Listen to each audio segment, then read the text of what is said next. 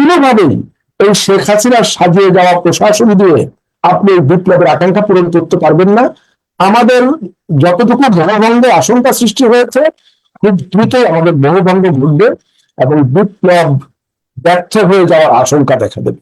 আর এই সরকারের নিরপেক্ষ না হওয়ার বাধ্যবাধকতা আছে, আপনি পার্থক্যটা বুঝবেন। কিন্তু এই সরকারকে অবশ্যই বিপ্লবের পক্ষাবলম্বন করতে হবে, বিপ্লবীদের পক্ষাবলম্বন করতে হবে, এবং তার সমস্ত কর্মকাণ্ডের মূল স্পিরিট হবে বিপ্লবের আকাঙ্ক্ষা।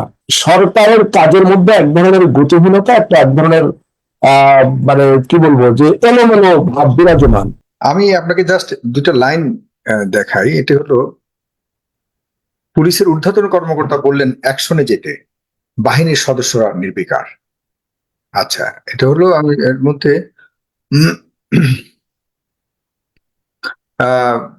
আজকে আপনি জানেন যে আন্দোলন হয়েছে, সেখানে বিভিন্ন ইয়ে থেকে আন্দোলন করেছে। আমি একটু বলি, ছাত্রদের অভিযান কাকরাইল অডিট ভবনের সামনে সড়কটির উপরে 3 ঘন্টার বেশি ধরে অবরোধ করছিলেন বাংলাদেশ মহা হিসাব রক্ষক ও নিয়ন্ত্রকের সিএজি অধীন 150 থেকে 200 অডিটর। এ হলো মানে কারা আন্দোলন করছিল। কিন্তু এই মাত্র 200 মানুষের একটা আন্দোলনকে বা গ্যাদারিংকে পুলিশের মোটামুটি সর্বস্তরের সদস্য থেকে শুরু করে সিনিয়র কর্মকর্তা সহকারে কেউই কন্ট্রোল করতে পারেনি। এরপর পুলিশের পক্ষ থেকে সাজোয়া যান, আর্মড পার্সোনাল ক্যারিয়ার মানে এপিসি ও জলকামান আনা হয়। বেলা 1:30টার দিকে আন্দোলনকারীদের সড়ক থেকে সরে যেতে হ্যান্ডমাইকে দফায় দফায় জানান ঢাকা মহানগর পুলিশের রমনা বিভাগের উপকমিশনার ডিসি মোহাম্মদ সারোয়ার জাহান। কিন্তু আন্দোলনকারীরা সড়ক ছাড়েনি। এক পর্যায়ে তাদের 5 মিনিট সময় বেঁধে দেয়, সরে যেতে বলা হয়। তখন আন্দোলনকারীরা সড়ক না ছাড়লে ওর সামনে এরপরে আমি যেটা দেখাতে যাচ্ছি সেটি হলো মূলত এই সময় অধস্তন পুলিশ সদস্যদের উদ্দেশ্যে ডিসি সারোয়ার জাহান বলতে শোনা যায়, সাউন্ড গ্রেনেড, কাঁদানে গ্যাস ও লাঠি নিয়ে সবাই প্রস্তুত হন। এক পর্যায়ে হ্যান্ডমাইকে তিনি সবাইকে আন্দোলনকারীদের দিকে এগিয়ে যেতে বলেন। কিন্তু তার সঙ্গে থাকা রমনা জোনের এডিসি, রমনার এসি পেট্রোল, রমনা থানার ওসি সহ কয়েকজন পুলিশ সদস্য ছাড়া অধস্তন আর কাউকে এগিয়ে দেখা যায়নি।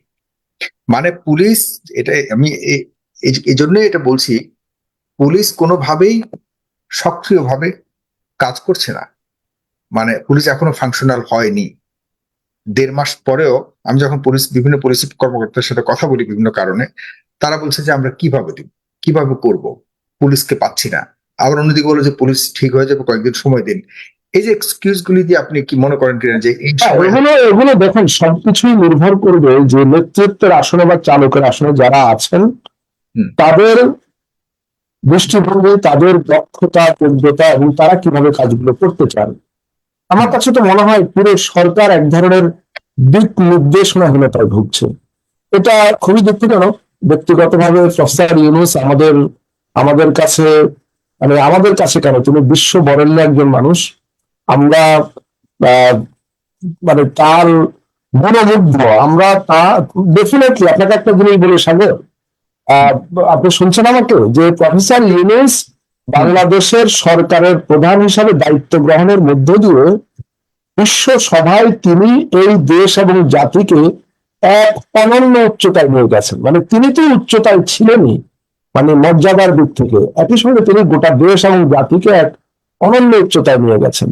রাষ্ট্র হিসাবে বাংলাদেশের ব্র্যান্ডিং মুহূর্তে এটা $1 ট্রিলিয়ন ব্র্যান্ডিং হয়ে গেছে।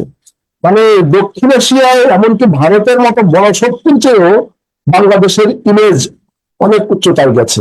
আমরা তার প্রমাণ দেখি যে জাতিসংঘের জেনারেল অ্যাসেম্বলিতে তিনি আসবেন, প্রথমবারের মতো বাংলাদেশের 30 বছরের মধ্যে প্রথম বলা হচ্ছে যে কোনো মার্কিন প্রেসিডেন্টের সঙ্গে তার দেখা হবে, মানে বাংলাদেশের একজন সরকার প্রধানের দেখা হবে।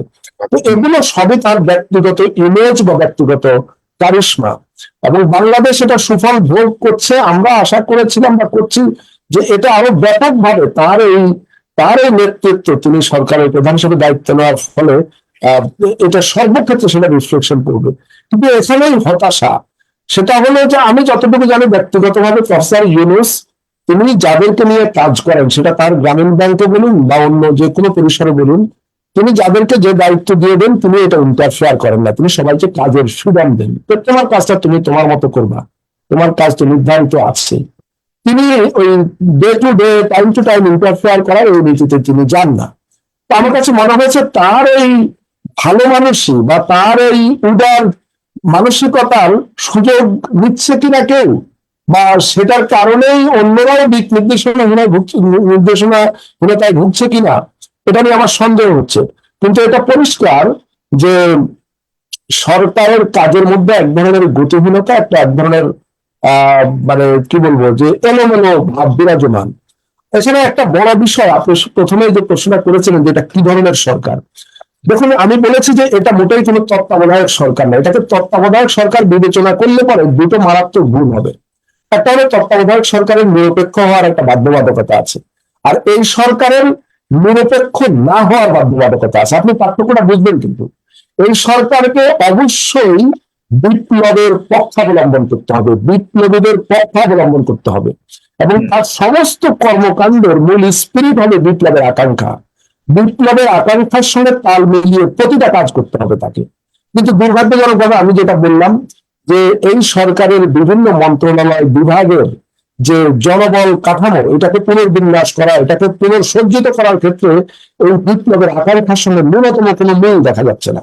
এখানে অনেকটা সেই 3 মাসের তত্ত্বাবধায়ক সরকারের মতো কারো মধ্যে নিরপেক্ষ আচরণের একটা লক্ষণ দেখা যাচ্ছে। নিরপেক্ষ আচরণ মানে বিপ্লবের সঙ্গে বিশ্বাসঘাতকতা করা, নিরপেক্ষ আচরণ মানে বিপ্লবের বিপক্ষে অবস্থান নেওয়া, নিরপেক্ষ আচরণ মানেই এই এই বিপ্লবে যারা শহীদ হয়েছে শহীদের রক্তের সঙ্গে বেইমানি করা। কিন্তু আমরা অনেক জায়গায় সেরকম তথাকথিত নিরপেক্ষ আচরণের ভান ধরা বা নিরপেক্ষ হওয়ার চেষ্টা লক্ষ্য করি। আমি জানি না এগুলো প্রফেসর ইউনূস স্যারের নলেজে যাচ্ছে কিনা বা তিনি এটা খেয়াল করছেন কিনা। যদি না করে থাকেন আমি মনে করি অবিলম্বে তার এটা শুধু খেয়াল করা না, তার এখানে জোরালো হস্তক্ষেপ করা দরকার, যে এই রাষ্ট্রযন্ত্রের বিভিন্ন অংশকে, জনপ্রশাসন বলেন, পুলিশ বলেন, এমনকি সামরিক প্রশাসন বলেন, সর্বত্র বিপ্লবের আকাঙ্ক্ষা অনুযায়ী সামগ্রিক জনবল পুনর্বিন্যাস করা, পদোন্নতি দেওয়া, পোস্টিং দেওয়া, এবং এখানে সবচেয়ে গুরুত্বপূর্ণ হলো এই রাষ্ট্রযন্ত্রকে এই মুহূর্তে যদি বিপ্লবের আকাঙ্ক্ষার পক্ষে নিয়ে আসতে হয় এবং বিপ্লবের আকাঙ্ক্ষার সঠিক বাস্তবায়ন ঘটাতে হয়, তাহলে আমি বলবো শত শত অফিসারকে, সিভিল অ্যাডমিনিস্ট্রেশনে, মিলিটারি অ্যাডমিনিস্ট্রেশনে, পুলিশে, জুডিশিয়ারিতে, বিভিন্ন জায়গায় শত শত কর্মকর্তাকে রিটায়ারমেন্ট থেকে ফেরত এনে চুক্তিভিত্তিক নিয়োগ দিতে হবে। না হলে কোনোভাবেই এই শেখ হাসিনার সাজিয়ে যাওয়া প্রশাসন দিয়ে আপনি বিপ্লবের আকাঙ্ক্ষা পূরণ করতে পারবেন না। আমাদের যতটুকু মোহভঙ্গের আশঙ্কা সৃষ্টি হয়েছে, খুব দ্রুতই আমাদের মোহভঙ্গ ঘটবে এবং বিপ্লব ব্যর্থ হয়ে যাওয়ার আশঙ্কা দেখা দেবে।